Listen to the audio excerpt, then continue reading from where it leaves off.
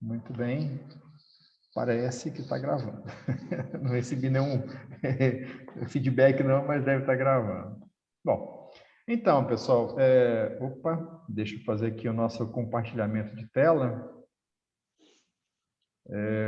Nós estamos vendo aqui o nosso livro, né? Gabriel, aqui é o seguinte, a gente lê e comenta e você sinta-se completamente à vontade para nos interromper a hora que você quiser para fazer qualquer tipo de ponderação, tá bom?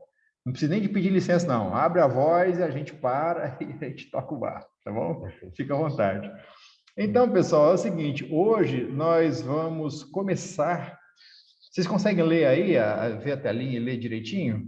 Eu acho que vou até aumentar um pouquinho aqui mais, para ver se... Quanto maior, melhor, né? Davi, que livro é esse? O livro, ele é o Reforma Íntima Sem Martírio, uma psicografia do Vanderlei de Oliveira, editada pela Hermance Dufour. Nesse processo de autoconhecimento, a gente já utilizou um outro livro dela, chamado Mereça Ser Feliz, e aí, na sequência, nós optamos por esse aqui. E a ideia aqui, nesse processo nosso, a gente conversa, a gente analisa, a gente assimila algum tipo de contexto e o objetivo final e primordial é a aplicação desse conhecimento em nós mesmos, né? Aqui a gente está abstraindo de apontar, mas fulano é assim, o ciclano é assim, isso aqui é ótimo para minha tia, meu filho vai gostar disso, esquece disso. O negócio é voltar para a gente mesmo. Toda a informação, toda a contextualização que a gente traz aqui, o único foco é cada um de nós, dentro daquele conceito lá da pergunta 919 do Livro dos Espíritos, né, e na letra A, onde o Santo Agostinho traz para nós toda uma recomendação de como proceder nas questões do autoconhecimento. Então, aqui nós vamos ver hoje, começando, né, o capítulo 15, diálogo sobre a ilusão. E a nossa querida Hermance, ela retira lá do Evangelho segundo o Espiritismo, no capítulo 11, item 8, o seguinte trecho, né?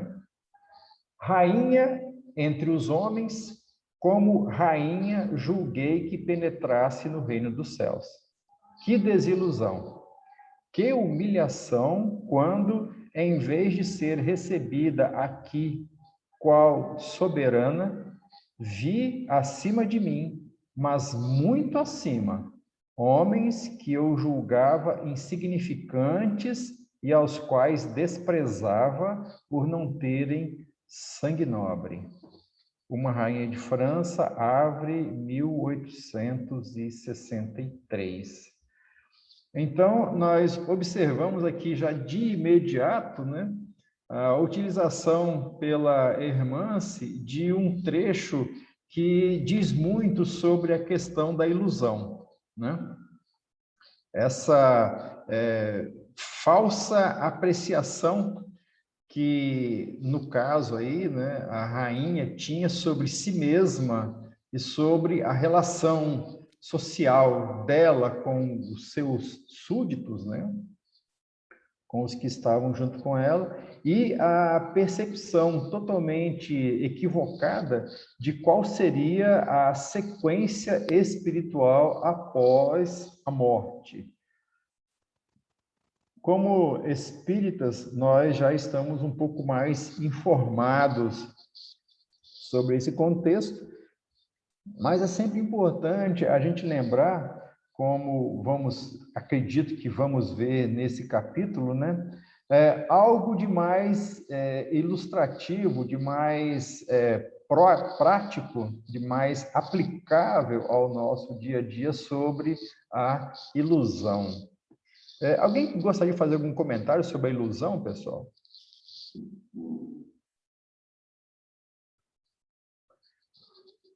É porque a ilusão, no fundo, né, ela é exatamente um produto da nossa mente, uma conceituação que nós desenvolvemos, e normalmente a base para isso é o tipo de experiência que nós já tivemos, o que nós imaginamos que seja a vida, o que a gente acha que conhece da realidade que é própria nossa e que nos rodeia, e em virtude disso nós desenvolvemos uma visão de mundo, né? Uma noção sobre as coisas, e normalmente, em função desse tipo de contextualização mental, é que nós agimos e reagimos uns sobre os outros. Nivaldo, Sim? eu estou pensando agora aqui, Sim, Jota. para variar, né? Que bom.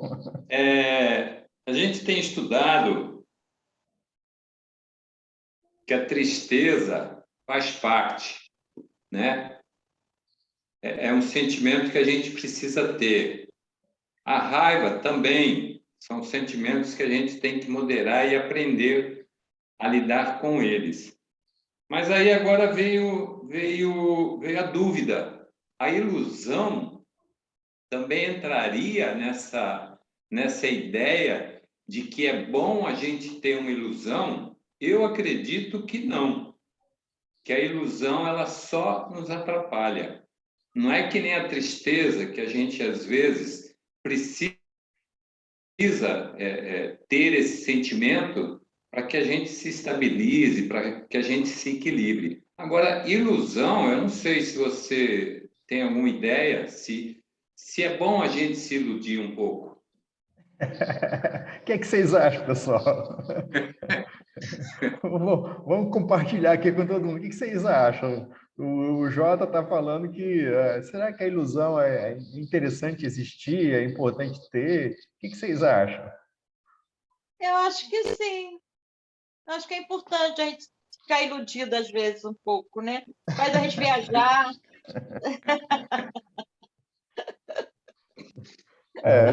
Tem isso também. O que mais? Aqui na frente fala que desilusão, né? Eu fiquei pensando, pô, o desilusão seria o contrário de ilusão, né? Não sei, né? Estou chutando aqui. Aí eu fui ver o que é desilusão no dicionário aqui, fala perda de esperança. Se é perda de esperança, então a ilusão seria esperança, né? Então, por que não ter esperança, não ter um pouco de ilusão? Entendi. Sobre esse aspecto, então, seria interessante, né? Não, pensando na forma assim, né, de palavras, né, jogo de palavras, talvez fosse interessante, né? Mas a gente sempre usa pejorativamente essa palavra ilusão, né? Ela é uma que nos ilude, questão né? depreciativa, isso. Que nos engana e tudo, né? Isso. A gente prefere a palavra fé, né? Para ter esperança mesmo, né? Então, Jotinha, nós vamos ver ao longo do capítulo aqui, mas de imediato, se é que a gente pode avançar em termos de algum tipo de conceituação, nós diríamos que a ilusão, nesse processo que nós estamos vendo aqui, ela decorre de uma imperfeição moral que impede que nós compreendamos a realidade espiritual de uma forma mais adequada.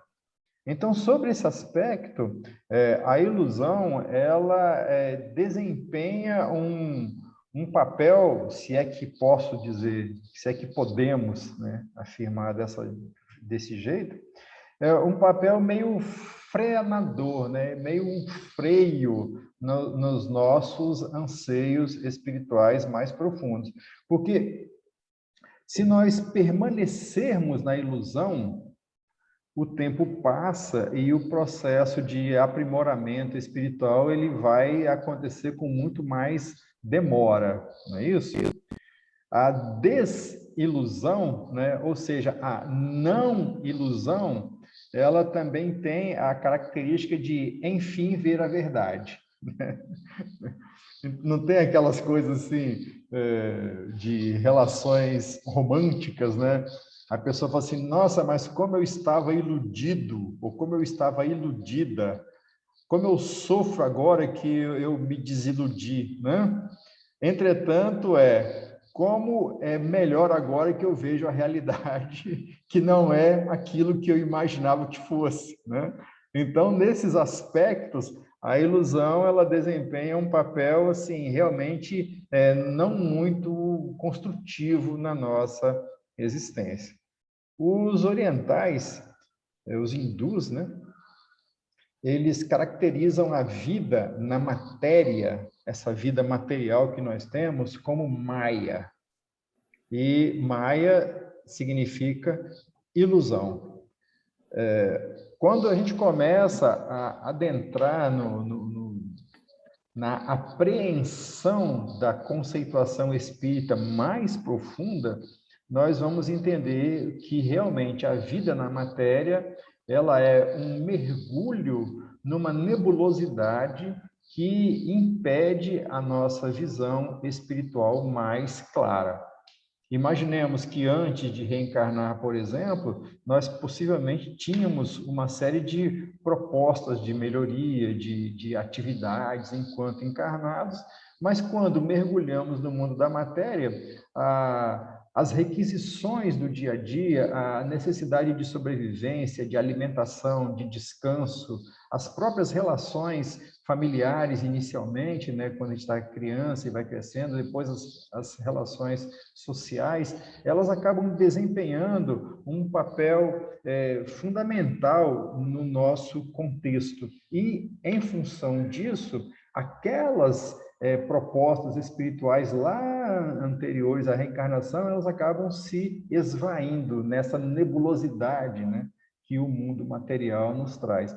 Quando nós desencarnarmos, a exemplo da nossa rainha de França aqui, a gente às vezes vai se deparar com realidades que nós nem imaginávamos que existissem e muitas vezes nós seremos defrontados com situações como essa que ela falou aqui, né? Homens que ela julgava totalmente insignificantes e que ela desprezava, né? No caso, por não terem sangue nobres, mas no nosso caso, a gente pode considerar algumas pessoas insignificantes ou desprezíveis por outros motivos, e aí podem ser motivos físicos, motivos sociais, motivos intelectuais, motivos religiosos, motivos políticos, motivos financeiros, etc. A gente vai ter uma série de surpresas no plano espiritual quando verificarmos que, às vezes, essas pessoas que nós considerávamos aqui na Terra indignas da nossa própria convivência, serem espíritos extremamente mais avançados do que nós. Então, nesses contextos todos, é que a gente vai verificando que a vida material, ela é exatamente isso. Quando nós falamos dessa forma, sim? Licença. Então, eu posso entender que a ilusão, então, ele está um ponto um pouco acima desses... Como é que a gente pode dizer assim? Dessas emoções, né? Porque dentro da ilusão nós vamos ter aquele aglomerado de emoções como alegria, tristeza, dor, entre outras coisas, vinculados a esse persona nosso momentâneo, né? Aquela situação encarnada que nós nos apresentamos no momento, e como uma brecha para poder voltar para o caminho ou não, sei lá, de acordo com o trabalho espiritual de cada um de nós veio preparado. E no final de tudo é somente um processo ilusório, porque a dor que nós sentimos hoje, aquela dor física, ela é uma dor ilusória, porque é uma dor de um corpo físico que perece, que ele não é permanente, e que está no momento naquela pessoa encarnada, não naquele espírito. Ou errado pensar desse jeito? Não, eu acho que não, é perfeitamente viável pensar isso sim. A questão das próprias emoções que nós sentimos que decorrem da ilusão, né? Você vê o tanto de tempo e de energia espiritual que a gente empreende ou empenha em função de nada, não é? O próprio uso do tempo nosso, né, decorre, às vezes, de conceituações que são nada mais, nada menos do que ilusões que nós temos, né? Então, Imagina, você falou, eu lembrei esse tipo de exemplo meio, sei lá, né, meio terra-terra, vamos falar dessa forma, né? Mas você imagina um torcedor de um time de futebol, né? Uhum. O quanto uma pessoa dessas ela pode sofrer ou se alegrar com os resultados de um jogo, né, ou de um campeonato. Você quer coisa mais ilusória do que isso? Exatamente. Né? Mas a pessoa, ela empenha tempo, empenha dinheiro, né, quando compra os produtos, né? Ela empenha recursos, ela empenha uma série de questões num processo que é completamente ilusório. Por que a gente fala que é ilusório? Porque é simples, basta observar esse time, se ele ganhou em 1972, ou em 1995, ou em 2021, e o que isso significou para a sua vida, né? Para a nossa, para a vida de quem torce, né?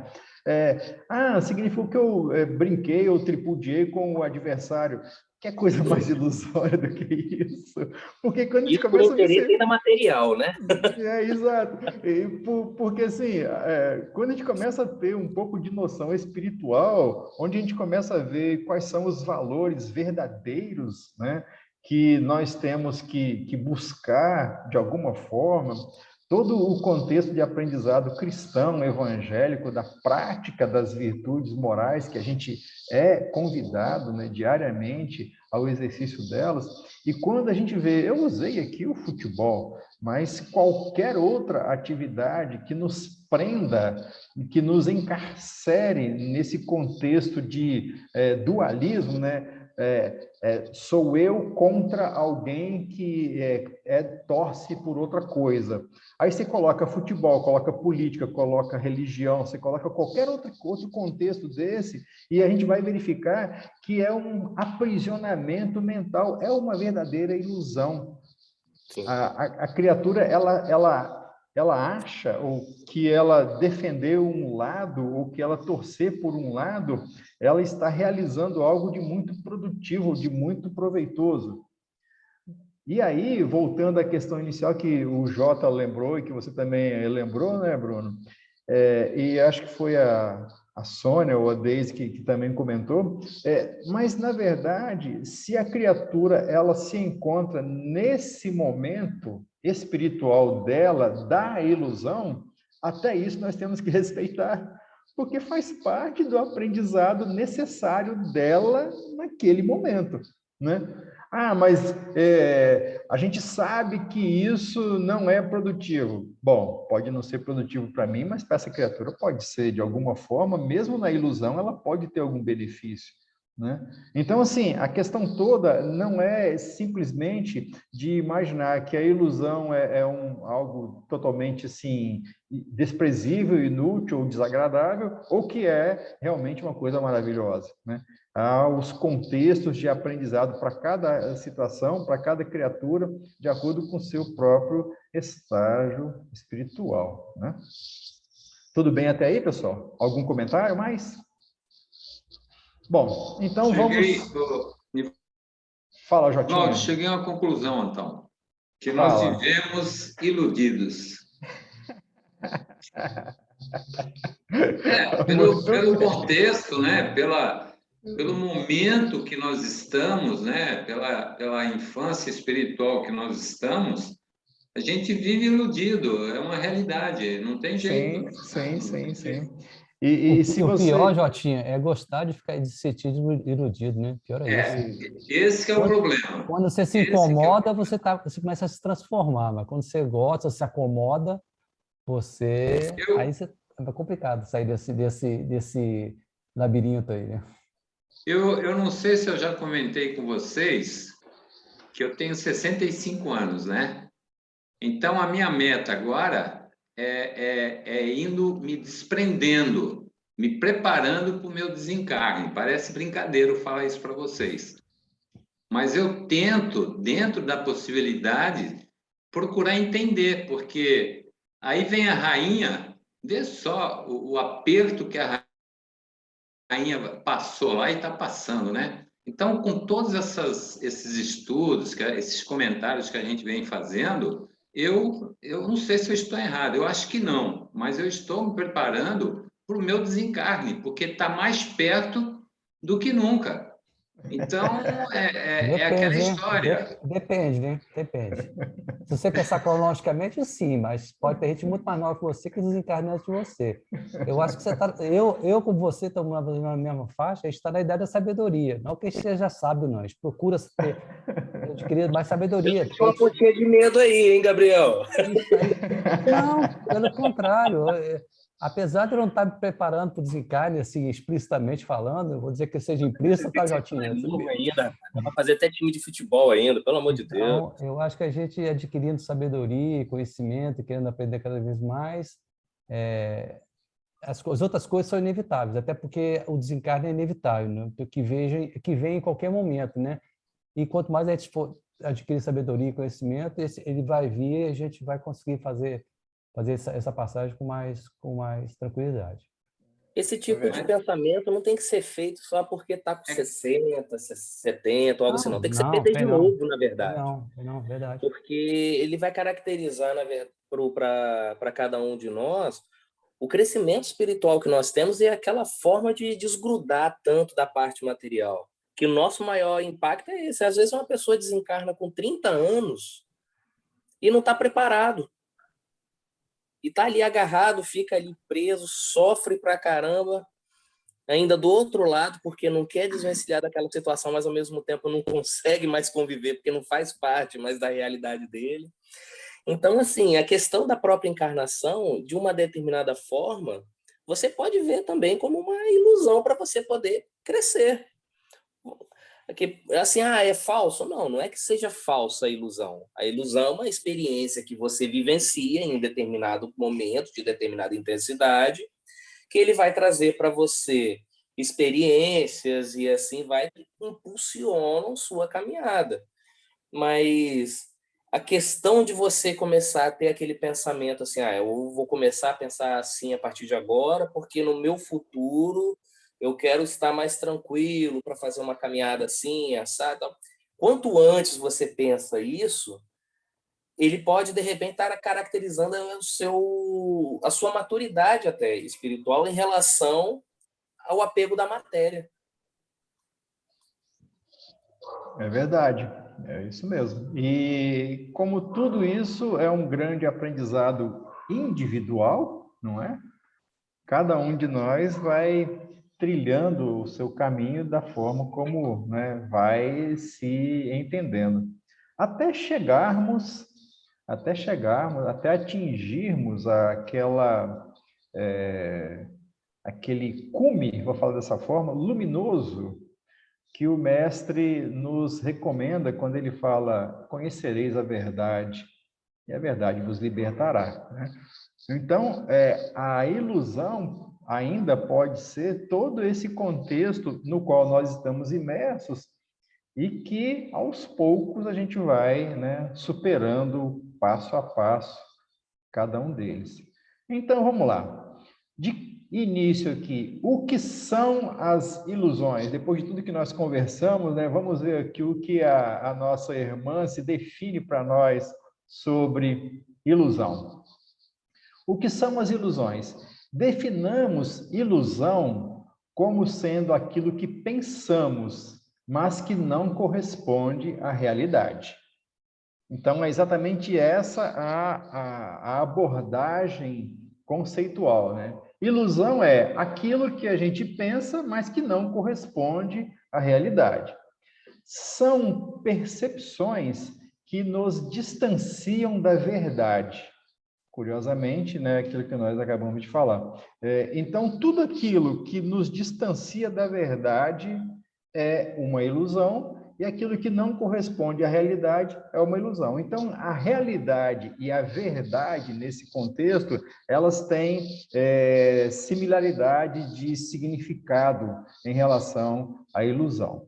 Existem, em relação a muitas questões da vida, no caso, existem ilusões, né?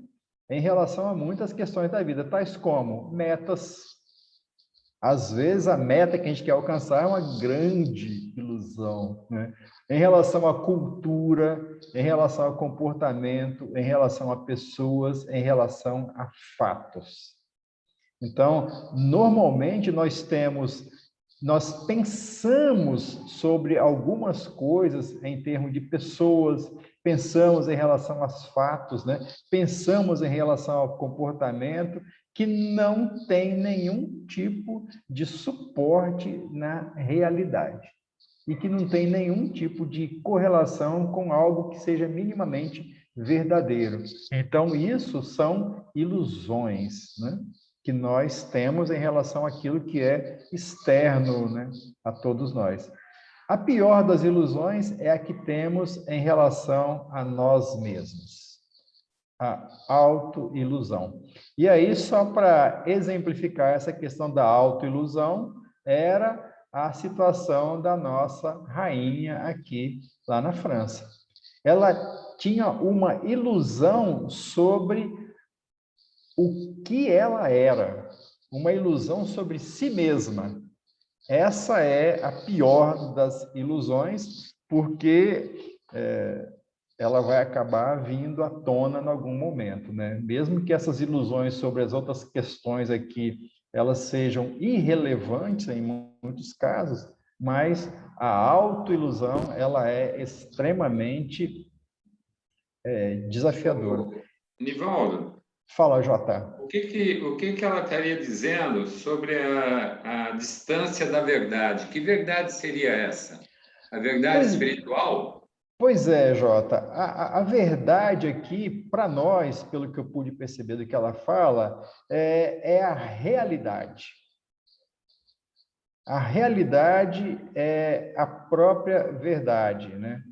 Ou seja, porque se a gente começar a caminhar para o lado de verdades espirituais, verdades transcendentais, verdades, né, esotéricas, a gente já vai acabar gerando na nossa própria mente uma certa confusão. Então, nesse caso aqui, a verdade é a realidade. Tá. Então, toda vez que a gente se distancia da realidade, a gente se distancia da verdade, né, do acontecimento em si. Até porque, né, a questão da verdade, ela é extremamente desafiadora, o próprio significado de verdade nesse contexto de verdade absoluta, viu, Jota? Não sei se a gente lembra, né, mas nós citamos agora há pouco aquela afirmativa do mestre, né, conhecereis a verdade e a verdade vos libertará. E naquele livro Jesus no Lar, Néio Lúcio, ele conta a sequência do acontecimento depois que o mestre falou aquilo ali. E é aquela lição número 25 lá, né, a caverna.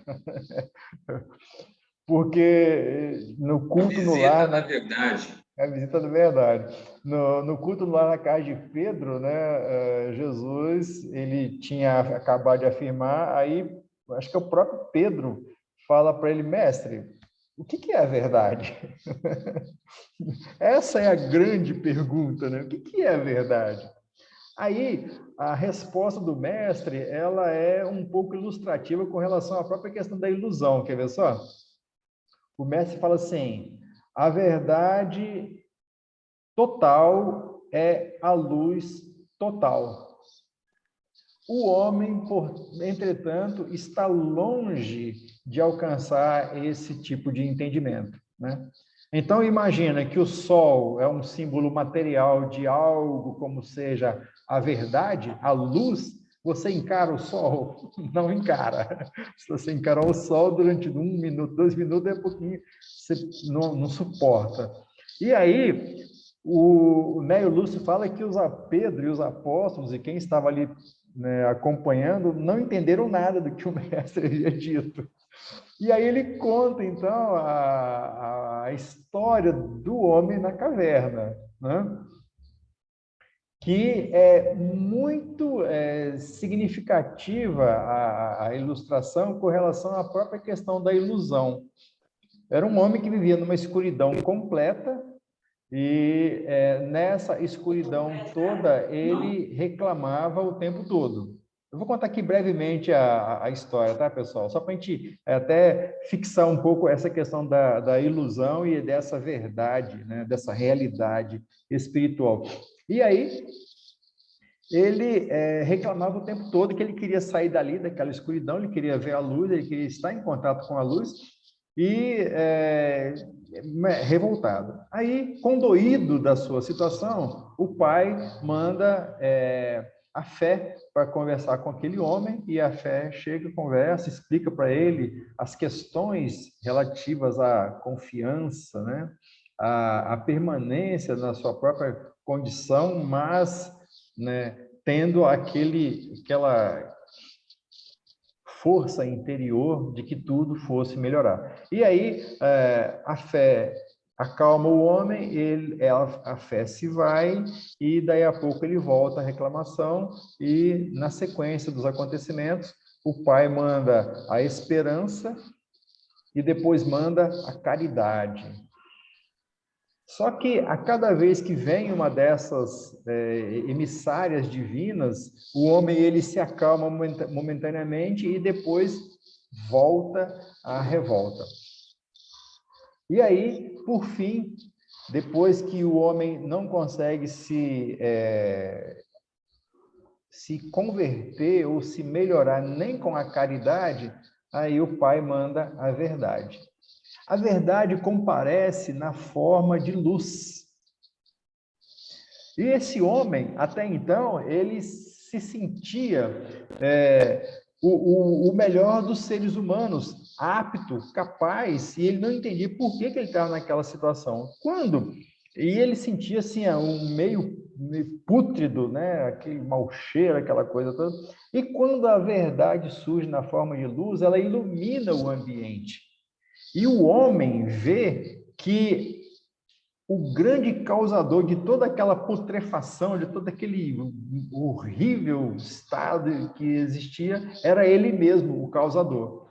Então, até ali, enquanto estava na sombra, enquanto estava na treva, esse ser estava na ilusão. Ele imaginava que ele era capaz, ele imaginava que ele era apto, ele imaginava que ele era são, ele imaginava um monte de coisa, e na sua imaginação revoltosa, ele agredia a própria divindade em função de que ele não era atendido segundo os seus interesses, os seus desejos.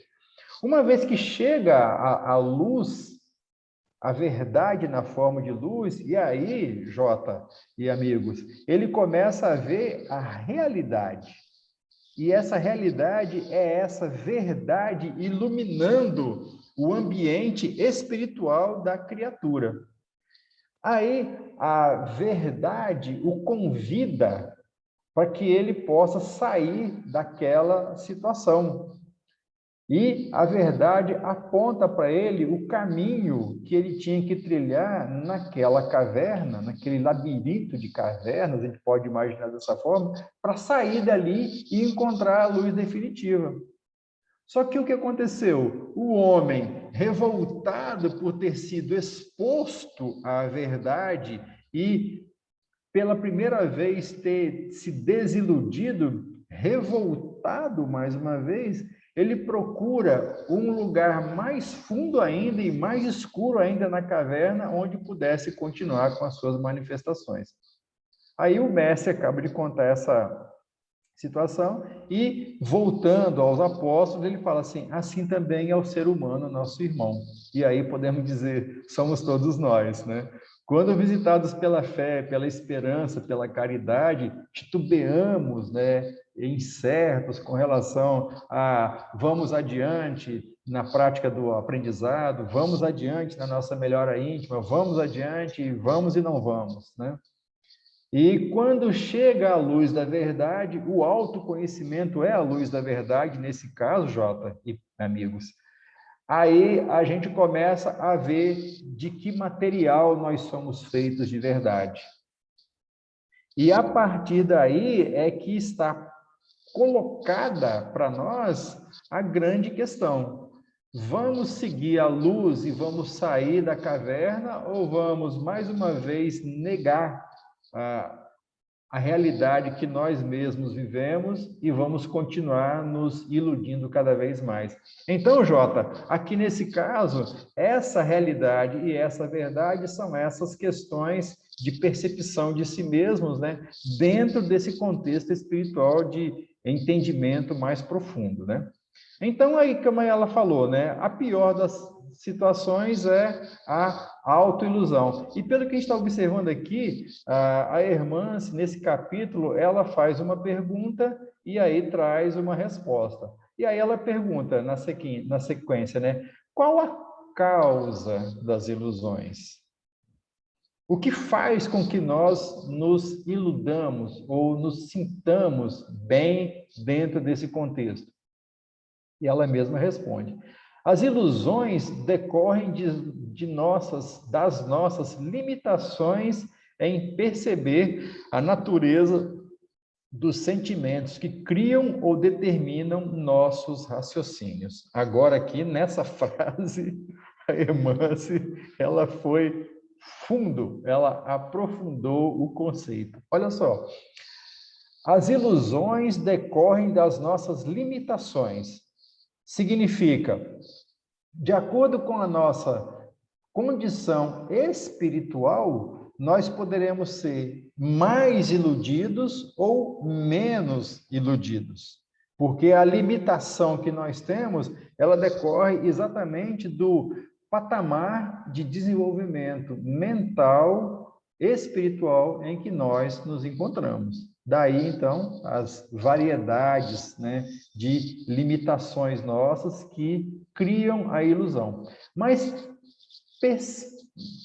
especificamente, essas limitações é em perceber a natureza dos sentimentos que criam ou determinam nossos raciocínios. Olha só, aqui a Hermance, ela está afirmando que são os nossos sentimentos que fortalecem ou dão tônus aos nossos pensamentos.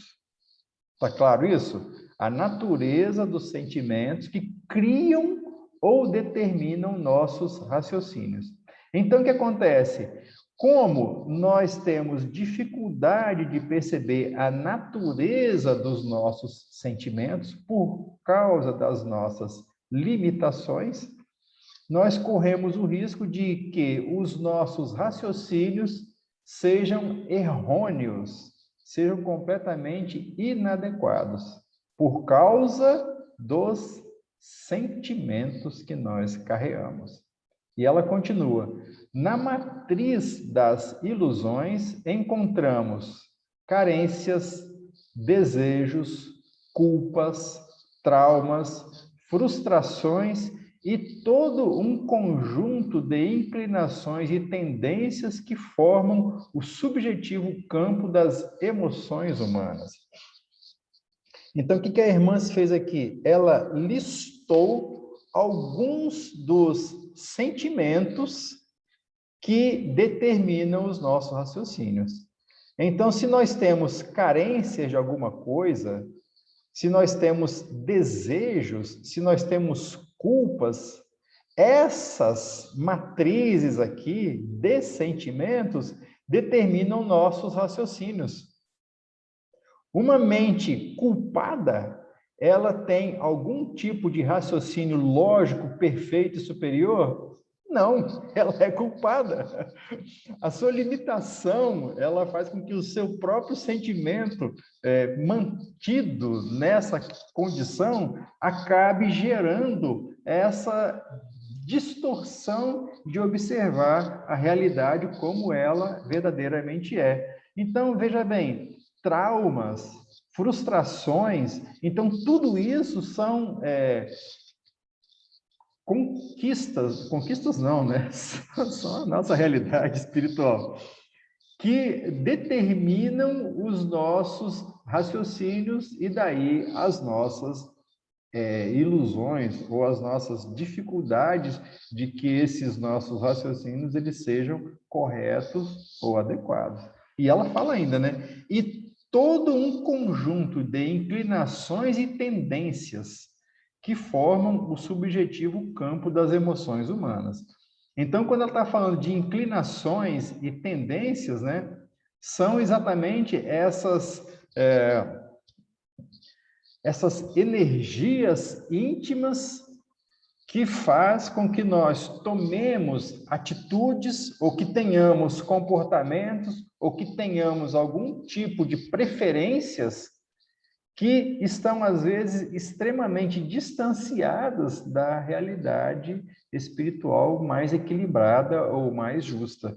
Daí, esse contexto, como ela está lembrando para nós, de ilusão. Ficou claro, pessoal, essa questão da causa das ilusões? E aí, se cada um de nós for observar-se nesse momento e começar a verificar quais são as carências que eu tenho, quais são os desejos que eu tenho, quais são as culpas e traumas que eu tenho, quais são as frustrações que eu carrego comigo, quais são as minhas inclinações e as minhas tendências, eu vou verificar que muitos dos modos que eu vejo a vida, eles decorrem exatamente desse contexto emocional complexo que eu carrego em mim mesmo. Cada um de nós pode observar isso em si mesmo. E aí a gente vai verificar como que esse tipo de situação se manifesta na vida de cada criatura no dia a dia, de todas as nossas atitudes, de todos os nossos pensamentos, de todos os nossos comportamentos. Às vezes, né, não tem aquelas, exemplificando mais uma vez para tentar ilustrar, né? Aquela pessoa que fala assim, eu não vou tentar fazer, por exemplo, um concurso. Eu não vou tentar fazer o concurso, não. Mas por quê? Não, porque eu não vou passar. Mas como que você sabe que eu não vou passar? Não, é que eu não consigo me sair tão bem quanto as outras pessoas. Essa pessoa, ela traz consigo mesma, possivelmente, um complexo aí de inferioridade, algum trauma do passado, onde alguma coisa não funcionou muito bem, né, em termos de obter algum tipo de alcance social ou profissional, qualquer coisa desse tipo. E aí o que acontece? O raciocínio da pessoa, motivado por esse sentimento, ele se torna completamente estranho. Quem falou que você não consegue? Você nunca tentou? Sabe como? Mas se você nunca tentou, como é que você já sabe que você não vai conseguir? Isso é uma ilusão. É exatamente essa a noção que a irmã se está trazendo para nós de causa das nossas ilusões e causa, naturalmente, né, da nossa permanência em estados, até materiais mesmo, de dificuldades por própria condição espiritual que nós temos. Então, como já são 20h55, nós vamos parar por aqui, né? E deixar para a semana que vem, então, a sequência. Para a semana que vem, não, pessoal. Para outra semana, né? A sequência do nosso estudo aqui. Lembrando, para aqueles que tiverem interesse, esse desafio da semana aqui. Verificar como que os nossos pensamentos, os nossos raciocínios são guiados por esse arcabouço de complexos mentais e emocionais que cada um de nós carrega. Então, observemos como que nós reagimos, como a gente estava falando agora há pouco, né, diante de questões políticas, religiosas, filosóficas, esportivas, familiares, sentimentais, financeiras e tudo mais, e verifiquemos, então, na nossa existência, quantas vezes os nossos raciocínios eles foram completamente errôneos, deturpados, infantis, muitas e muitas vezes, como por causa desses contextos emocionais, nós deixamos de agir muitas vezes, como por causa desses mesmos contextos, nós agimos apressadamente em outras situações, como uma série de decisões, às vezes graves, às vezes decisões de profundo impacto na nossa existência, foram tomadas com base em condições íntimas que, no decorrer do tempo, se mostraram completamente inválidas, né? Completamente errôneas.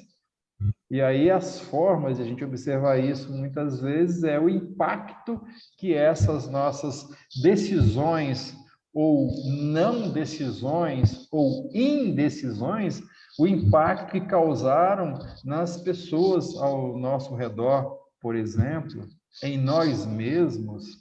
Então, é todo um mundo íntimo particular que estamos aprendendo a garimpar, para começar a descobrir, que determina o que nós somos e determina claramente o caminho que nós trilhamos na nossa reencarnação atual para chegar aonde cada um de nós está. Percebe? Então, observemos isso durante a semana, se for o caso, ou em algum momento que achar que vale a pena, observemos isso. Quantas vezes as decisões que nós tomamos, elas foram baseadas em sentimentos nossos carregados por esses contextos aí de carências, desejos, culpas, traumas, frustrações, né? E por aí vai. Sejam aquelas arrogâncias de achar que nós éramos melhores do que outras pessoas, né? Seja aquela timidez excessiva que fazia com que a gente imaginasse que nós não valíamos quase nada. Tudo isso são essas emoções humanas mal desenvolvidas, muitas vezes, mas especialmente no caso nosso aqui desse aprendizado, são emoções que não soubemos trazer à tona, não soubemos fazer com que elas emergissem para que nós pudéssemos observá-las e aí cuidar delas com um pouco mais de atenção. E às vezes, nas decisões que nós tomamos, se nós tivéssemos um pouco de atenção para conosco mesmo, muitas vezes nós não teríamos tomado certas ilusões. E aí, só para finalizar, como lembrou o nosso Gabriel ali agora há pouco, né? Mas mesmo assim, muitas vezes nós ainda gostamos de viver na ilusão que nós temos, né? Significa essas emoções humanas que eu carrego ainda me fazem me sentir bem, apesar de todo o mal que me causam, ainda me fazem me sentir bem. Então, eu ainda permaneço nessa ilusão. Tudo bem, então, pessoal? Deixa eu finalizar aqui o compartilhamento. Ok. Algum comentário mais? Ivaldo, Fala, meu amigo. O capítulo 10, que nós já estudamos, tem muito a ver com esse capítulo, tá? Reflexo matriz. Isso, Jota. Bem lembrado, bem lembrado. Eu estou olhando aqui e ele vale a pena ser relido. Ele é curto, né? E é bacana. E essa semana passada eu vi um filme, né? Eu assisti numa palestra, eu já não lembro mais de quem, informou falou de um filme, né? E aí eu deixo a dica. É um filme que fala sobre tempo e espaço, né? Que na verdade, tem pessoas que dizem que a gente vive num... Eu não sei bem o termo, porque também eu não estudei bem isso, né? Mas seria, assim, uma forma bem fácil de falar, seria uma ilusão, né? Tudo isso aqui é uma criação da nossa mente e que vai passando. Então, esse filme, ele é interessante, ele é da Netflix, né? Não sei se vocês já assistiram, Durante a Tormenta. É um Não, não filme, assisti, não. é um filme bastante interessante sobre espaço e tempo. Tanto é que eu vou ter que ver de novo, porque complicou minha cabeça, tá? Complicou minha cabeça. Aí eu vou ter que... Eu vou assistir, me chamou a atenção. Eu Eu gosto também desse tema. vou. Vale a pena para depois a gente comentar ele, né? Em off. Legal. Mas essa sua solicitação aí, que você falou sobre a semana, amigo, a minha lista é tão grande que eu não sei por onde é que eu começo, tá? Sinceramente. Não é brincadeira, não, Nivaldo. Ai, A Jota. lista é tão grande, e aí eu posso pôr por níveis. Prioridade 1, prioridade 2, 3, 4, e vai É. embora. E dentro da prioridade 1, eu vou abrir 2, e vai embora. Eu vou te falar, viu? Não é fácil, não, mas nós estamos indo devagarzinho. Devagarzinho a gente chega lá. Isso aí, é isso aí. Temos que ser tartarugas, para devagar e sempre.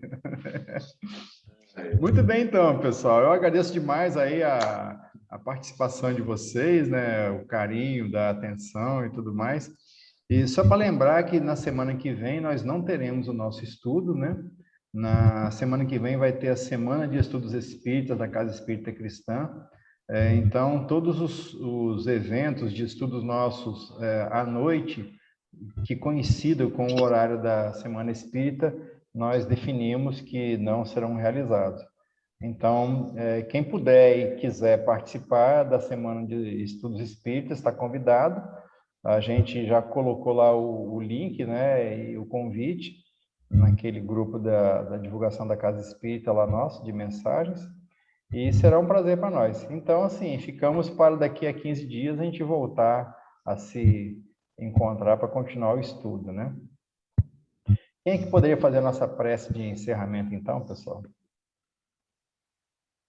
Menos o Almir, que já fez.